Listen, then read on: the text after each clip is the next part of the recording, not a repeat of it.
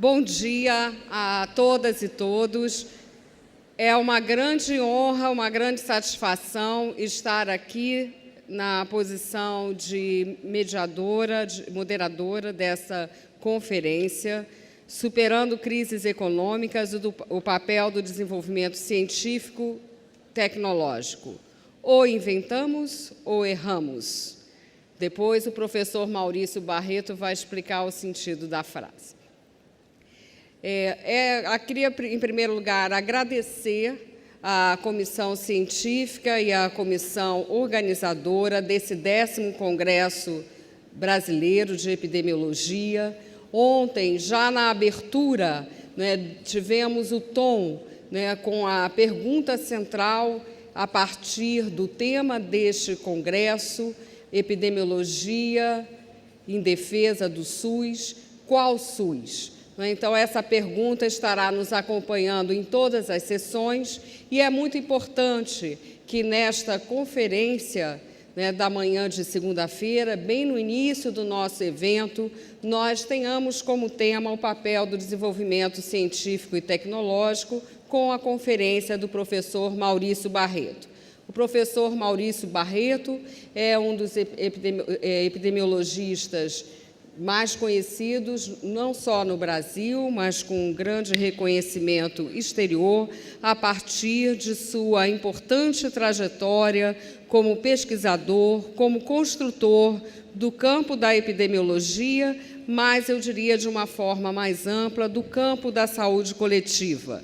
O professor Maurício Barreto é doutor pela Universidade de Londres, é professor aposentado da Universidade Federal da Bahia e, atualmente, com grande satisfação, da Fiocruz, é nosso pesquisador especialista e coordena hoje um importante centro de dados para aplicação em saúde, o SIDAX, que é uma associação da Fiocruz com apoio de várias agências e que se volta para a questão do uso de dados em pesquisa dentro de uma perspectiva de ciência aberta tão importante hoje para o debate sobre o desenvolvimento científico e tecnológico e o campo da inovação.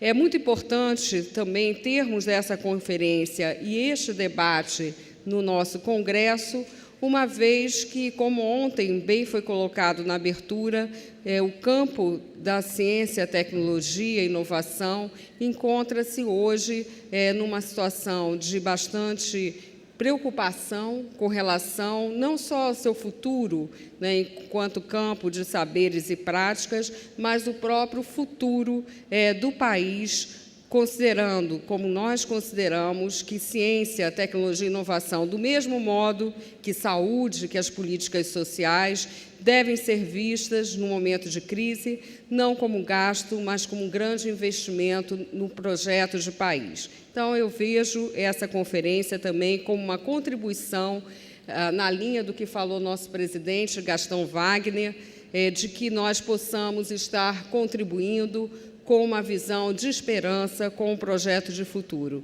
Daí a importância de nós termos essa conferência, considerando que a ciência, a tecnologia e inovação em saúde é parte componente do Sistema Único de Saúde, um sistema que é universal e que tem uma visão integrada, relacionando ciência e a sua aplicação a todos os campos, a atuação no campo do serviço, da vigilância, em todas as áreas que formam o SUS. Então, eu queria louvar a decisão da Comissão Científica, dos organizadores desse congresso, nas pessoas do professor Boing, da professora Maria Amélia Veras, também saudar o presidente Gastão Wagner, agradecer pela honra de estar aqui, abrindo esta conferência, e convidar, sem mais delongas, nosso conferencista, professor Maurício Barreto, para que ele compartilhe conosco a sua visão sobre um tema tão relevante.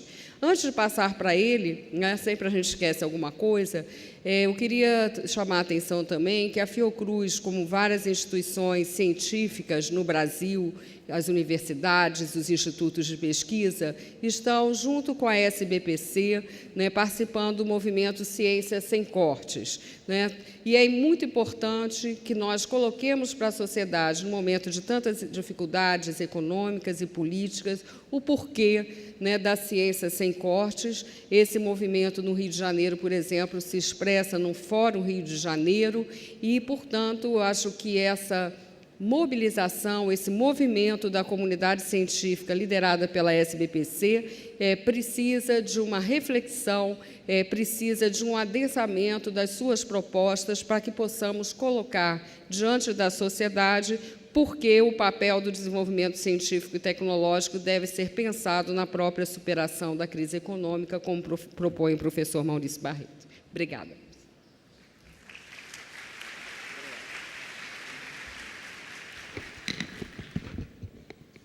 Bem, eu queria, em primeiro lugar, agradecer o convite dos organizadores da Brasco para estar aqui nessa mesa. Ter o prazer dela ser presidida por Nízia Trindade, uma pesquisadora importante no campo da saúde coletiva, e hoje a primeira presidente, né, de uma instituição importante no campo de ciência e tecnologia, que é a Fiocruz, né, e uma batalhadora, né, pelas causas da saúde coletiva e do desenvolvimento científico e tecnológico no campo da saúde. Então, é um prazer ter Nízia aqui presidindo essa sessão que eu vou falar. Bem, eu queria primeiro comentar um pouco o título, né? O título me foi dado, não foi eu que dei o título, né? Eu fui convidado para falar sobre isso. No início eu fiquei assim, eu não sou especialista em crises econômicas, né? E muito menos desenvolvimento científico e tecnológico, né? Eu sou um pesquisador, um epidemiologista que faz pesquisa em epidemiologia, mas, dada a situação que vivemos, eu topei o desafio, né? E topar o desafio, eu tive que pensar, elaborar, e, evidentemente, vou falar aqui coisas, né, que são do momento, das emoções e das experiências que nós temos tido no campo de ciência e tecnologia, e das emoções desse momento, né, da história nacional. Então, eu espero que minha fala seja uma contribuição para os epidemiologistas brasileiros para pensarem, né, um futuro de uma disciplina importante, que tem crescido bastante no país, e que nós, muitos de nós, temos aqui participado dessa trajetória histórica da disciplina, né, e queremos que essa trajetória continue, né, em sentido positivo, apesar das dificuldades do momento. Mas eu tomei a liberdade de acrescentar um final ao título, que eu vou explicar, que ficou no original espanhol, que é ou inventamos ou erramos, né? Não sei se meu portunhol não é tão bom, mas é essa a intenção. E por que o inventamos ou erramos, né?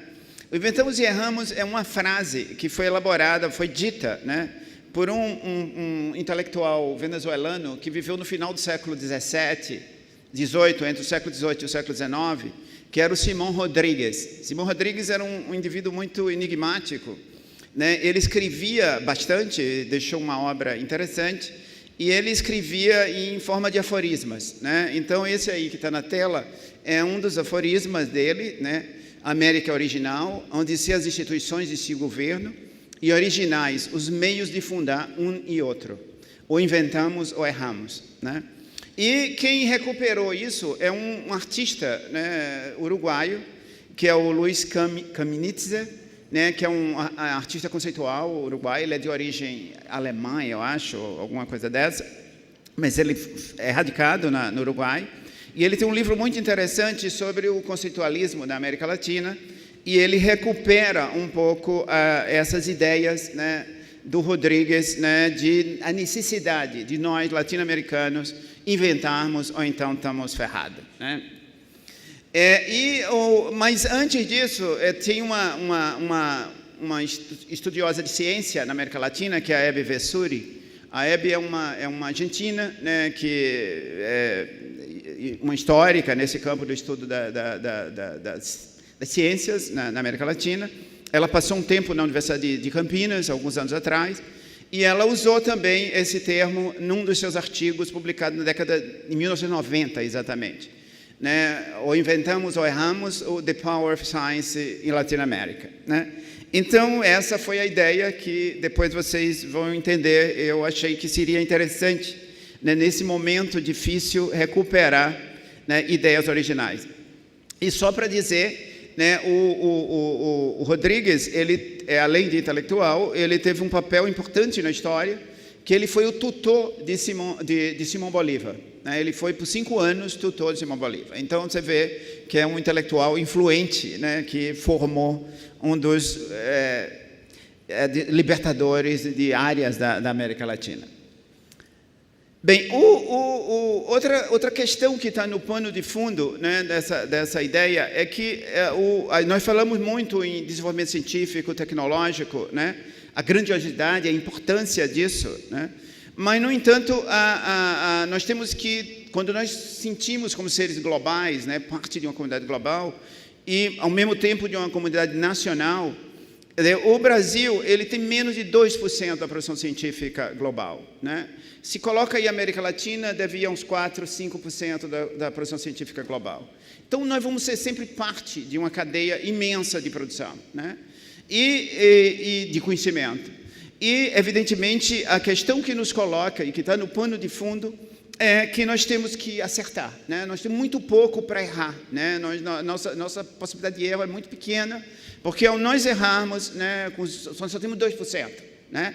Se nós errarmos esses 2%, nós, né, não vamos a lugar nenhum. Então, nós temos muito pouco fôlego, né, para ir, né? E, evidentemente, esses momentos de crise, né, afetam esse pouquinho que nós temos, né, mais um pouquinho que é extremamente importante e que mobiliza comunidades como essa que está aqui. Bem, a outra coisa, antes de entrar, é crise, né? Quer dizer, o título coloca a ideia de crise. Ontem foi discutido aqui bastante a questão da crise que vivemos, né? E aí, o que é crise, né? É um evento, né, que conduz a uma situação instável e perigosa que afeta indivíduos, grupos, comunidade ou toda a sociedade. As crises são consideradas mudanças negativas em áreas diversas, né, como segurança, economia, políticas sociais ou ambientais, especialmente quando ocorre abruptamente com pouco ou nenhuma evidência. Então, eu queria começar minha coisa apresentando essa ideia de crise, né, que nós estamos vivendo uma crise, né, e aí eu pego as últimas 2 décadas da história brasileira, né, em áreas diversas, né, começando aqui pelo desenvolvimento social, né? O Brasil, depois da Constituição de 88, né, e todas as inspirações, né, da Constituição de 88, ele vem num caminho, né, ou vinha num caminho positivo, né, que se reflete em várias áreas, né? Então, aqui é o mapa, por exemplo, do Índice de Desenvolvimento Humano Municipal do Brasil, né? Vocês veem de 90 a 2010, quer dizer, uma mudança realmente substancial, né, no quadro e nesse indicador específico, né? As desigualdades sociais caem, né? Apesar de que hoje tem uma discussão, né, nova sobre a questão de como a mensuração das desigualdades sociais, né, e apesar da riqueza acumulada em poucos não ter caído, né, houve uma certa distribuição da renda para os mais pobres, né, influenciando na diminuição do percentual de pobres, né, do índice de Gini, o índice de concentração de riqueza, e do potencial de pobres, né, ou pessoas muito pobres no país, né. Isso são mudanças, evidentemente, positivas que aconteceram. Né, mesmo no tocante, aqui é uma medida do índice de Gini por raça cor, né, e por gênero, né, homem e mulher, e vocês veem que mesmo essas relações melhoraram, né? Quer dizer, houve um certo avanço, né, no que diz respeito à equidade. Quer dizer, tudo isso, evidentemente, o Brasil ainda está anos-luz de uma sociedade ideal, né? Mesmo nesse momento, ele estava anos-luz na sociedade ideal. Mas, sem dúvida nenhuma, esses avanços nos sinalizavam e davam certas, né, ideias de que poderíamos, né, trabalhar para mudar mais, né? Em 2014, o Brasil sai do mapa da fome, né? A distribuição do Brasil cai a níveis baixos e o Brasil ganha essa cor branca, né, semelhante aos países desenvolvidos, né, no tocante à fome. Isso é reconhecido pela FAO, né, também é um avanço. E aí o que acontece? Quer dizer, a partir do 2015, 2016, né, nós começamos a ver, né, e aí tem que ser manchete de jornais, tem muito pouca ainda literatura científica sobre isso, ou evidências concretas, mas os jornais começam a destampar, né, e jornais, o Globo, aqui eu botei o Globo, e jornais que conhecidos, né, que eles colocam, as notícias são sempre aumento disso, a pobreza piora, né, terá mais pobres e mais novos pobres, a fome volta a assolar as famílias brasileiras. Quer dizer, sinais, né, totalmente diferentes daquele momento de esperança que nós estamos vivendo. O SUS foi construído, né, no campo da saúde. O SUS é construído também a partir do molde, né, criado pela Constituição de 88. Começamos a construir o SUS, um arcabouço institucional complexo, né, num país grande como o Brasil, envolvendo, né, participação de vários níveis de governo, da sociedade civil, conselhos estaduais, municipais, nacional de saúde, quer dizer, um intricado mecanismo institucional, quer dizer, para dar conta da complexidade que era uma reforma no sistema de saúde, né? Todos os indicadores eram de que esse sistema estava em crescimento, né, em desenvolvimento, 1000 problemas, né, mas estava avançando no seu percurso. Né, há melhorias nos quadros de nutrição, aqui, né, mostrando essas curvas, mostrando isso. Né, há problemas de saúde, né, mas havia esperança de que esses problemas teriam soluções, né, ou se apresentariam soluções, inclusive soluções tanto na organização do sistema de saúde, como no campo da ciência e tecnologia. Quer dizer, nós, né, pesquisadores do campo da saúde, né, estávamos contribuindo, né, para apresentar soluções para os problemas existentes e para engenheirar, né, essa complexa construção social que é o Sistema Nacional, o Sistema Único de Saúde, né, que nós lutamos para a sua consolidação e a sua expansão. Bem, hoje o que nós vemos é notícias, né, destruição e modificações na PNAB, que a Brasco se pronunciou de forma contundente contra, né, notas técnicas de documentos de organismos como o IPEA, né, mostrando os riscos, né, dos novos regimes fiscal e de constricção, né, dos gastos públicos, né, pode trazer no campo da saúde, né, e as notícias são sempre nessa direção. Planos privados se expandindo ou criando novas modalidades de planos, né, que vão competir com os esforços, né, de estruturação do Sistema Único de Saúde. Então, são notícias sempre, né, negativas, né, que nos assolam. No campo da ciência e tecnologia, né, a gente teve também um momento de desenvolvimento positivo, né?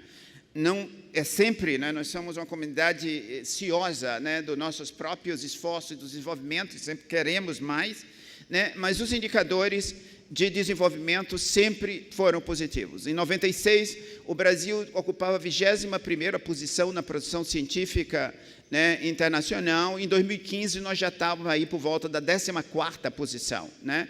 Então, em termos de citações, nós estávamos na 25ª, fomos para a 16ª posição. Quer dizer, isso é o esforço conjunto, né, de todos nós, né, contribuindo para mudar substancialmente e dar ao Brasil um crescimento acima da média internacional, né, para um pouco vencer, né, o passado, né, em que o desenvolvimento científico foi muito lento. Então, conseguimos avanços importantes, né?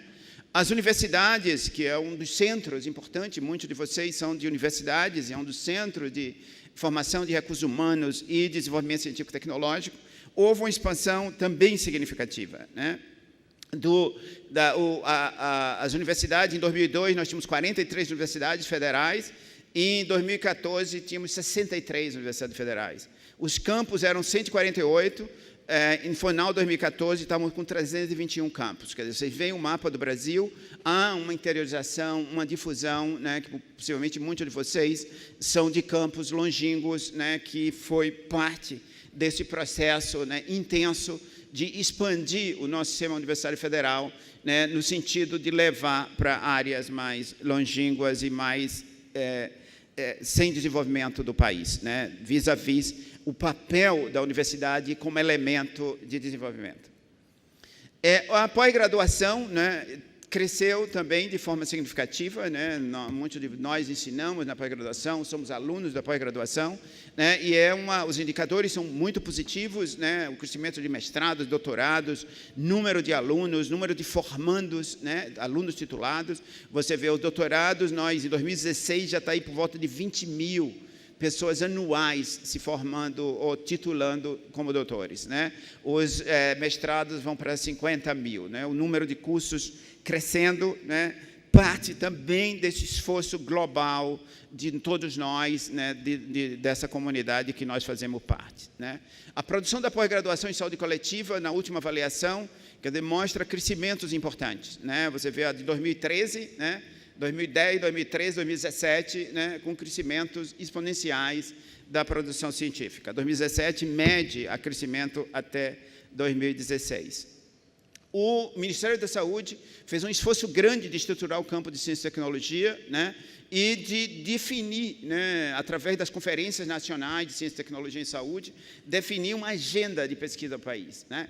É um processo muito complexo, num país complexo como o nosso, com grupos de interesse diversos, mas definir a agenda tem uma importância política imensa, que é definir o que nós queremos pesquisar, o que nós queremos conhecer, o que nós queremos desenvolver, né? Então, isso eu acho que é um marco importante, né, os esforços de desenvolver uma agenda própria de ciência e tecnologia e de buscar os meios, né, de financiar essa agenda e de conduzir essa agenda. Então, isso também foi um marco, quer dizer, em 2006 sai a Agenda Nacional de Prioridade de Pesquisa em Saúde, né? Uma agenda bastante grande, complexa, cheia de...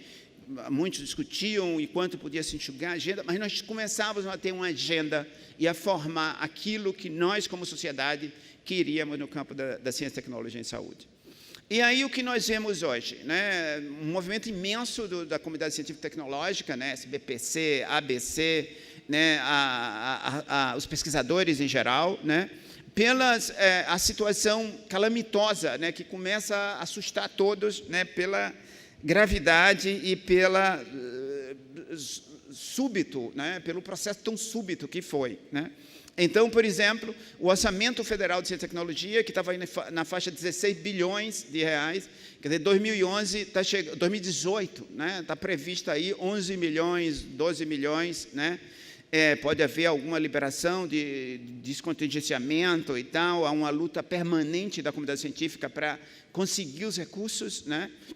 Isso implica numa queda de 27% do orçamento de um ano para outro, se realmente fechar, né, naquilo que está previsto, né? Essa queda em algumas áreas, como os investimentos, é da ordem de 70%. Né? Então, vocês imaginem, quer dizer, toda a parte de infraestrutura de ciência e tecnologia, que depende desses investimentos, está ocorrendo isso. A níveis estaduais, quer dizer, a maioria das FAPs, algumas não tanto, mas muitas FAPs, também estão em situações similares, né? Com cortes imensos nos seus orçamentos, né? O que, evidentemente, traz impacto na ciência e tecnologia. Então, também, o que nós vemos é sempre notícias negativas, né? Custeio do ensino superior público é insustentável, diz o MEC, né? O discurso do MEC agora é que não pode bancar o ensino público superior e precisa, com isso, claro, cobrar, né? A ideia de cobrança está na pauta política e vai entrar na pauta política muito cedo, né? E os movimentos da comunidade científica, né? Os posicionamentos contrários a essa luta. Quer dizer, a luta que era de crescimento passou a luta pela sobrevivência quase, né? Quer dizer, para manter o que nós tínhamos construído até aqui, né? Então, é uma mudança qualitativa imensa, né? Quer dizer, até aquele momento, nós estávamos pensando no futuro, no crescimento, nas coisas que iriam acontecer. Hoje, nós estamos uma luta de famintos que realmente lutando para manter, pelo menos, aquilo que já foi construído com muita dificuldade e que pode ser rapidamente desarticulado e destruído, né? As cartas, né, da SBPC, ABC, é uma movimentação imensa no campo científico e tecnológico. Então, isso nos leva, né, a muito clareza, né, a ideia de que nós vivemos uma crise profunda, né, que está afetando o processo, né, cotidiano de todos nós, né, de ensinar, de construir o SUS, de reformar e desenvolver a ciência e tecnologia no país, né? Então, as consequências disso, ainda nós não temos ideia, né? Mas nós estamos vivendo uma crise e, evidentemente, a luta por sair dessa crise é uma luta de todos nós. E o que eu queria apresentar aqui, como eu não tenho, né, fórmulas para como sair da crise, eu queria apresentar algumas ideias para a epidemiologia. Nós, como comunidade, né, o que é que podemos, né, fazer e nos articular para sobreviver nesse momento difícil. Isso aqui é um gráfico da produção científica de epidemiologia desde 1990. Eu usei uma combinação booleana, que eu já publiquei um estudo antes sobre isso, né, para extrair dados sobre a produção científica da epidemiologia registrada no PubMed, né? É claro, é uma mensuração aproximada, mas que vocês olhem que é uma curva quase que exponencial, né? O que reflete tudo isso aqui, né? Quer dizer, a epidemiologia brasileira, né, na década de 90, ainda era extremamente significante no que diz respeito à produção científica. E vocês veem, né, a produção, como ela cresce ano a ano, né, de maneira consistente.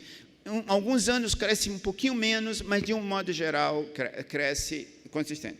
O único ano que houve queda é 2015 a 2016. Né? Então, se isso, evidentemente, eu, como analisando um gráfico desse, qualquer um de vocês, pode dizer, é um evento, né, casual, né, sempre aumentou, mas um ano pode cair, é lógico que pode cair. Então, vamos esperar os próximos anos para ver. Mas, quando eu vi isso, me chamou a atenção. Quer dizer, seria o primeiro sinal de nossa crise, né? Quer dizer, a redução, né, um ano que não houve aumento, mas sim houve redução da produção científica no campo específico da epidemiologia. E isso talvez esteja acontecendo em outras áreas do conhecimento, né, e ainda não tenham sido claramente percebidos. Mas, deixando de lado essa questão da crise, eu queria falar dos sucessos da epidemiologia. Né? A epidemiologia brasileira tem uma imensa, né, construção, né, que o tornam, né, digna e que refletem naquela produção científica, né? E essa produção está relatada ou está agregada, né, em uma série de grupos de pesquisas, projetos, grandes projetos e outras, né, iniciativas menores, né, que dão esse conjunto e esse efeito, né, que é a produção final, né, do nosso campo e da epidemiologia. Eu começaria aqui com os clássicos de estudo do pessoal de Pelotas, né, com contribuições imensas a nível nacional e internacional, né, ao que se soma outras coortes, né, brasileiras, de nascimentos brasileiras, em Ribeirão Preto, em São Luís, né. Nós temos o ELSA Brasil, que é uma imensa engenharia, né, e um exemplo bastante interessante, né, da construção de uma pesquisa multicêntrica, distribuída, né, relacionada, com bastante bem estruturada e bem organizada, com uma produção científica bastante intensa, né, vinculando os vários centros, esses vários centros que participam desse esforço coletivo, né, financiado pelo Ministério da Saúde. Né? Nós temos o ELSE, né, que é um projeto de estudo do envelhecimento no Brasil, né, uma grande também estudo de longitudinal, né, que está nas suas fases iniciais, mas que tem uma imensa, né, perspectiva de geração de conhecimento. O ERICA, né, o estudo de riscos cardiovasculares em adolescentes, como o ELSA também financiado pelo Ministério da Saúde, né, sobre produção e estudos focados em adolescentes, né? Também um estudo imenso nacional com contribuições bastante importantes. O EpiGen Brasil, né, é um estudo pioneiro, né, de estudos genômicos, de epidemiologia genômica do Brasil, né? Vai ter uma apresentação aqui no Congresso, todos esses projetos em geral vão ter apresentações no Congresso, e que introduziu, né, essa área de epidemiologia genômica, vinculando algumas coortes nacionais, né, para produzir conhecimento e treinar pessoas nessa nova geração de tecnologias e de reflexão sobre as relações entre a genômica e a epidemiologia. Né, o projeto Nascer Brasil, né, um projeto que mudou toda a concepção e tem tido uma influência imensa na concepção sobre as questões dos debates de nascimento, né, nesse país, do parto e da cesárea e de todos os riscos relacionados a isso, né, e que é uma imensa também contribuição. O Centro de Equidade e Estudo de Saúde em Pelotas, né, um centro que acumula uma grande quantidade de informações, né, sobre dados internacionais, né, e nacionais, e que tem também tido uma produção intensa nesse campo da equidade.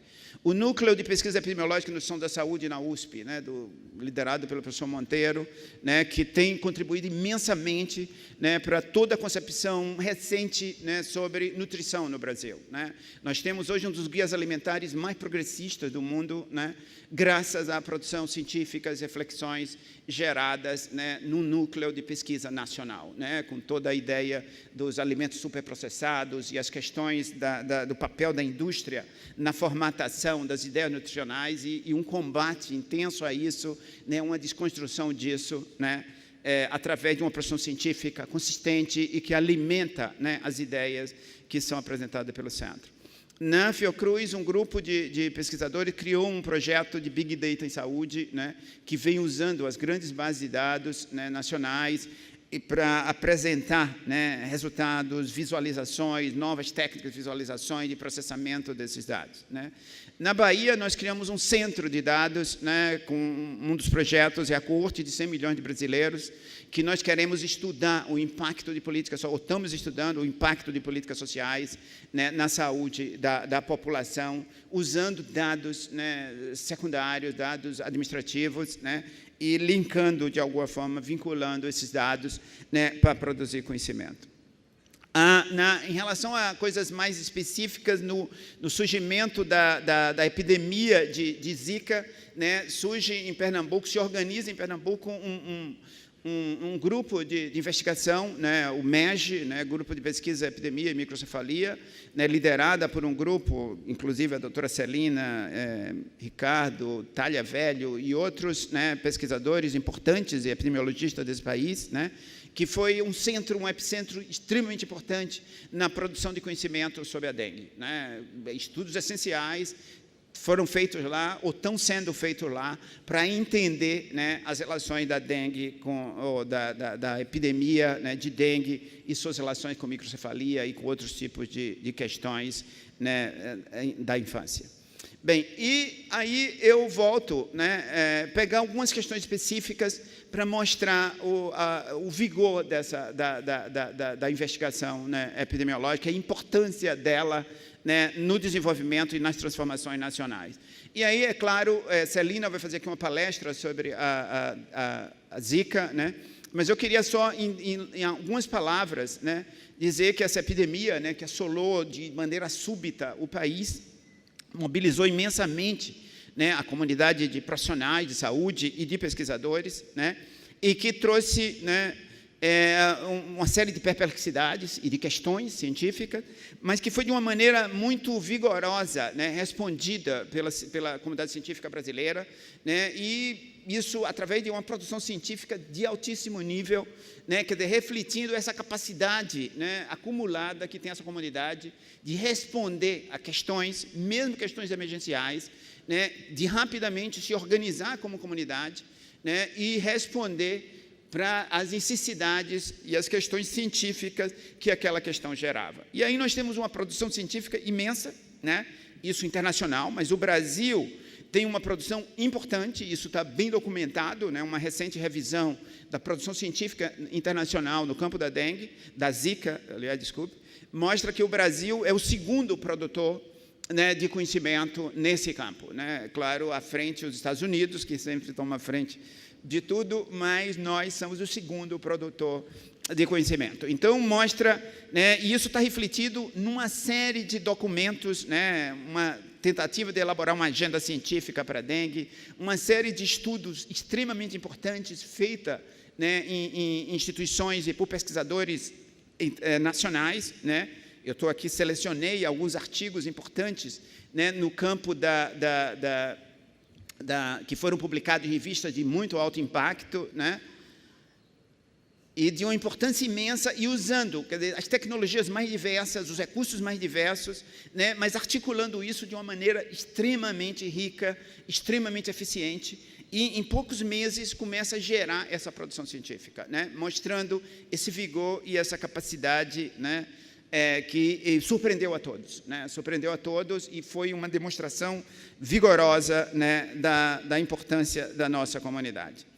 Uma outra área, né, que eu acho que eu gostaria de enfatizar na pesquisa, né, em epidemiologia, uma outra área totalmente diferente, né? O SUS, né, tem vários componentes do SUS, mas não há dúvida nenhuma que a estratégia de saúde da família é fundamental e fundante, estruturante, né, básico para estruturar um sistema único de saúde, né?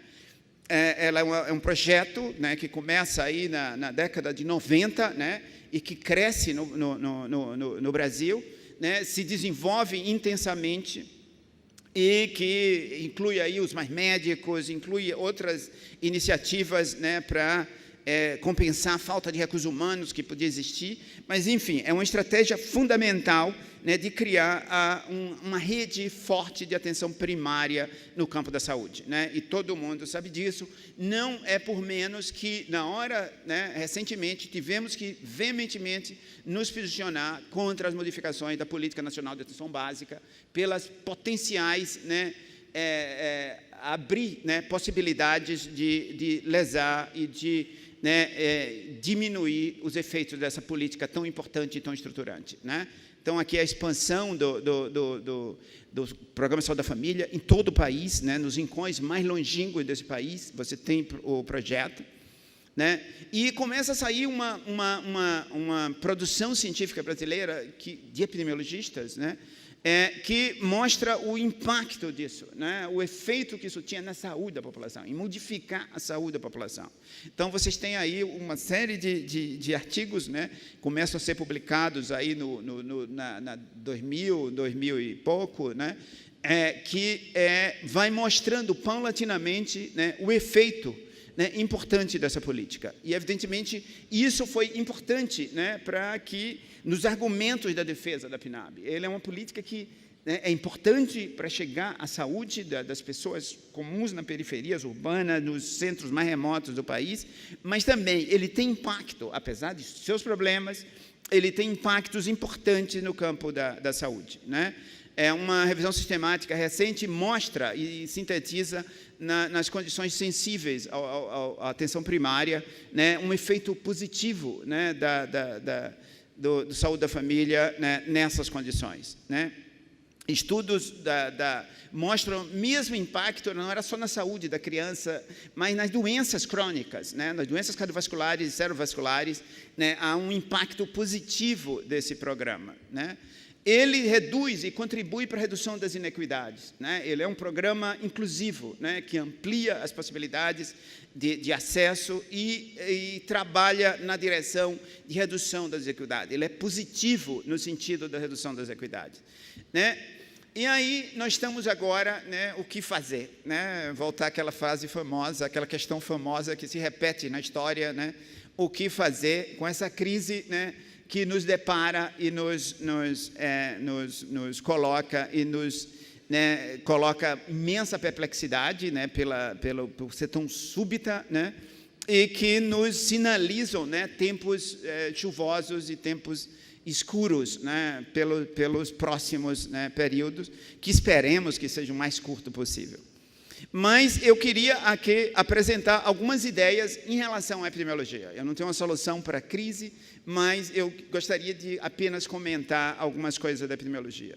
Bem, primeiro eu queria começar com a ideia de que nós construímos a ciência como um bem comum, né? Nós sempre entendemos, e a saúde coletiva tem um compromisso ético, a saúde pública mundial, né, tem tido um compromisso ético e acumula um imenso patrimônio ético nas suas ações como ciência e como prática em prol da saúde da vida, né?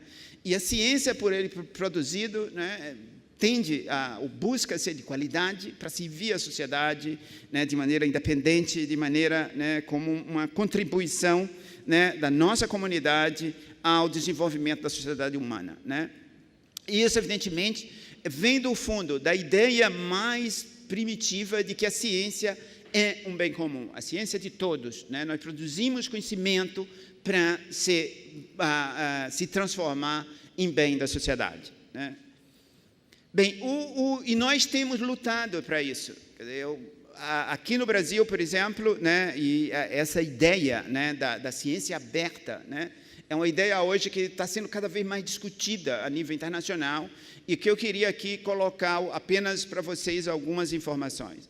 Né, nós temos criado o Cielo, por exemplo, é um esforço de ciência aberta. Quer dizer, nossas publicações científicas que estão no Cielo, eles são totalmente abertas, né, sem qualquer pessoa, qualquer indivíduo pode acessar o que está no Cielo. Né? Então, esse é um esforço de colocar, né, a parte da produção científica nacional, né, em acesso para toda a sociedade, para todos aqueles que querem, né, utilizar desse conhecimento. Né? Mas a ideia de ciência aberta ela é muito mais complexa, quer dizer, ela tem uma taxonomia complexa e envolve, né, ideias de dados abertos, né, de construção de dados abertos, de construção de grandes lagos de dados, onde os pesquisadores pudessem utilizar e partilhar esses dados, né, em prol de uma ciência pelo bem comum. E era sobre isso que eu queria enfatizar aqui. Né, a ideia de Open Data, de partilhamento de dados, né, isso está sendo discutido em vários órgãos de financiamento internacionais, o NIH, o Wellcome Trust, o Conselho de Ciência da Europa, né, várias iniciativas europeias muito bem organizadas, né, sobre o Open Science, e especificamente sobre o Open Data Science, quer dizer, os dados abertos, né, ou abertura de dados, né, para a construção de uma ciência comum. Né? E sobre essa questão de dados, quer dizer, nós, epidemiologistas, trabalhamos imensamente e geramos uma imensa quantidade de dados na nossa pesquisa, né, que podemos, evidentemente, algumas iniciativas têm sido nessa direção, o ELSA, por exemplo, de compartilhamento de dados, né?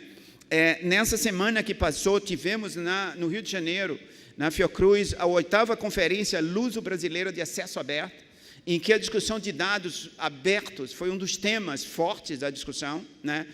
Como refletir na comunidade científica de saúde, principalmente, né? Mas isso toca toda a comunidade científica, né? Criar mecanismos de abertura de dados. E existem já opções, né, de tornar esses dados acessíveis, encontráveis, interoperáveis, né, reusáveis. Né? Há uma ideia, né, de que o custo, claro, que o custo em pesquisa epidemiológica, grande parte do custo é os dados, é produzir os dados. Né? Então, evidentemente, o máximo que a comunidade use esses dados, né, com suas questões, diferentes questões científicas, isso pode ser de imensa importância, né? Existem, né, já esforços tecnológicos de tornar esses dados interusáveis. Então, a primeira questão que eu quero fazer aqui, né, é que hoje nós temos um imenso, né, conjunto de centros, projetos, né, que produzem dados da mais alta qualidade, né, exigem os dados nacionais e registros, né, também diversos e muito boa qualidade, né, e que se começasse seriamente, aí clamou para a Brasco, a Comissão de Epidemiologia, né, os representantes aqui de agência do Ministério da Saúde, né, uma frente nacional, né, para maximizar o uso dos dados existentes nesse país. Quer dizer, isso daria, né, aos jovens pesquisadores, aos grupos de pesquisa que não têm, né, capacidade de produzir dados, né, ou estão em dificuldade de produzir dados nas suas pesquisas, né, tivessem acessos, né, a essas bases de dados, para que nós mantenhamos e sustentamos o nosso desenvolvimento científico, né, e mantenhamos, né, e lutemos contra a crise, né, e esse momento de dificuldade que nós estamos vivendo, né, fazendo uma ação, né, que normalmente tem sido das agências financiadoras, mas não tem sido no Brasil até o momento, que a comunidade científica brasileira, a comunidade epidemiologista brasileira, começasse um esforço coletivo, né, de se associar, né, e os líderes dos grupos de pesquisa, de se associar num esforço comum para que usasse mais esses dados, né, e com isso manter a excelência e o nível da produção científica que mantemos. Uma outra questão, aí uma segunda questão que também foi discutida aqui ontem, né, é a questão das desigualdades no Brasil. Eu mostrei que há uma redução de desigualdades no Brasil, mas isso não de hipótese alguma, minimiza, né, e não apaga a ideia de que, apesar das reduções, nós ainda temos índices de desigualdades realmente muito graves, né? E que uma revisão recente liderada pela professora Célia Landman, né, e o Jamie Machinko, né, que saiu no International Journal of Equity and Health, vários aqui foram autores de artigos, né, dessa série, foram uma série de artigos, que mostra claramente o panorama da saúde, das desigualdades de saúde no Brasil. Quer dizer, nós tivemos avanços importantes, ainda tímidos, necessita avançar, né? E nós temos a dificuldade, né, evidentemente, dada essa crise, em pensar o que é que vai acontecer. E a desigualdade não é uma questão comum, a desigualdade dificulta o nosso futuro, né?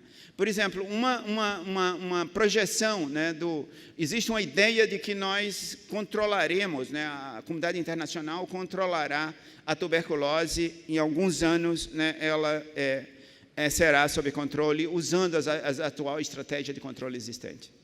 Mas, no entanto, um modelamento, né, da questão da desigualdade existente atual, né, no mundo, quem liderou isso foi uma matemática conhecida da comunidade brasileira, portuguesa, a doutora Gabriela Gomes, né, que mostra que, mantidos os padrões de desigualdades, nunca vai se alcançar as metas que se quer. Quer dizer, para se alcançar as metas, né, de melhoria de saúde, implica na redução das desigualdades, né?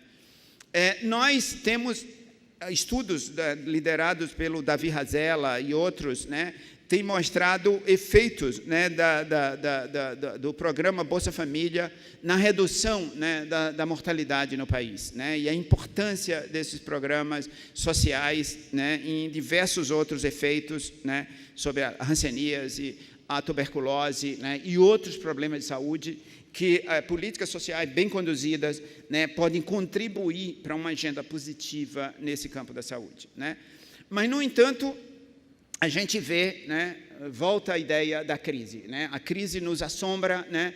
E, em vez de um projeto de crescimento, né, que nós tínhamos, de desenvolvimento e transformações positivas, hoje nós já pensamos numa outra questão. Quer dizer, como é que a austeridade vai nos afetar, né? Ontem foi colocado aqui, o professor Jainilson falou sobre isso, o nosso presidente Gastão falou sobre isso, né? A ideia de que a austeridade, né, como o desenvolvimento traz efeitos positivos, né, a austeridade traz efeitos negativos. Então, eu conclamaria o que já foi conclamado, né, que a comunidade científica brasileira, como contribuição à sociedade, também se agimentasse em grupos, debates, para intensificar a produção científica sobre os efeitos presentes, futuros, né, que as políticas de austeridades, né, que começam a ser intensamente implementadas, pode ter no campo da saúde, né? E, evidentemente, a questão anterior da existência dessas bases de dados pode ser elemento, né, de catalisador desse processo, né, e animador, né, desse processo, utilizando uma série de dados existentes ou dados a existir, né, e que, através de esforços diversos, né, e de uma capacidade nacional que, sem dúvida nenhuma, existe, né, dispersa em vários grupos de investigação, né, ele pudessem também nos coordenarmos para produzir como contribuição à sociedade brasileira, né, os efeitos, né, que políticas de austeridade podem trazer na perspectiva, né, da construção do sistema único de saúde e na perspectiva das condições de saúde da população.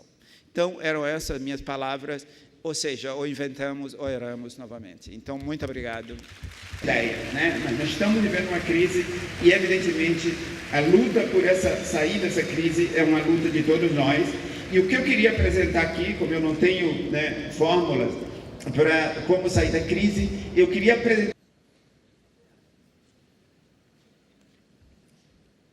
Eu queria, em nome da comissão organizadora, da comissão científica do 10º Congresso Brasileiro de Epidemiologia, e tenho certeza, em nome de toda a nossa fantástica audiência, agradecer muito ao professor Maurício Barreto por sua importante contribuição nessa conferência. Não me cabe o papel de debatedora, até pelo tempo, mas queria fazer algumas pequenas observações para que essa conferência nos acompanhe com a sua importante reflexão. A primeira delas é essa lembrança a partir do intelectual Rodrigues, do século XVIII, e da professora Hebe Vessuri, da tarefa de construção e de invenção que se coloca para nós. Eu acho que nessa tarefa, como o Maurício bem lembrou, é importante demarcarmos o papel de políticas públicas continuadas. Foi muito importante a menção ao documento da Agenda de Ciência, Tecnologia e Saúde, e eu reforçaria aqui o papel de, no Ministério da Saúde, ter sido criado em 2003 uma secretaria voltada para a ciência, tecnologia e insumos em saúde. Eu acho que, além do Ministério da Saúde, o Ministério da Ciência e Tecnologia e o Ministério da Educação desenvolveram políticas públicas nos últimos anos, fundamentais para esse quadro da ciência e também para o reforço à vitalidade da comunidade de epidemiologia. Eu queria, antes de mais nada, também dar um aviso e pedir ajuda para quem encontrou a bolsa do professor Jair Nilson Paim. Ela está com vários documentos, objetos do professor. Por favor, deixem na seção de achados e perdidos. Por fim, reforçar as palavras do professor Maurício Barreto com relação às tarefas para a comunidade científica, em particular para a comunidade de epidemiologia, com estudos da vitalidade demonstradas aqui pelo professor, que nós possamos estar contribuindo para a visão desse quadro do impacto da austeridade nas políticas sociais, na vida dos brasileiros, no impacto que terá para o futuro das nossas gerações. Nesse sentido, lembrar também o Conselho Nacional de Saúde, do qual a Abrasco integra, está nesse momento com o abaixo-assinado junto com o fundo, com a Frente em Defesa do SUS, em prol da suspensão da emenda constitucional contra a emenda constitucional 95 de 2016, então é muito importante também essa mobilização, e também dizer que na Comissão de Direitos Humanos da Câmara Federal foi apresentado um dossiê sobre o impacto das políticas de austeridade nos direitos humanos. Então, são várias ações que se conjugam e, nesse sentido, pensar na crise deve ser também não só pensar nas dificuldades da conjuntura, mas na mensagem de esperança que a vitalidade de vários campos no Brasil, mas em particular da saúde coletiva, nos colocam. Esse debate vai continuar em vários outros eventos do Congresso, e quem tiver interesse específico no campo da ciência e tecnologia, haverá uma mesa redonda hoje, às 14h50, também sobre esse tema. Agradecer a todos, agradecer muito ao professor Maurício Barreto, e a pergunta sobre qual SUS tem um enriquecimento muito importante ao pensar essa visão da ciência como bem público, tão bem colocada pelo professor Maurício Barreto. Obrigada, professor, obrigada, nossa maravilhosa audiência.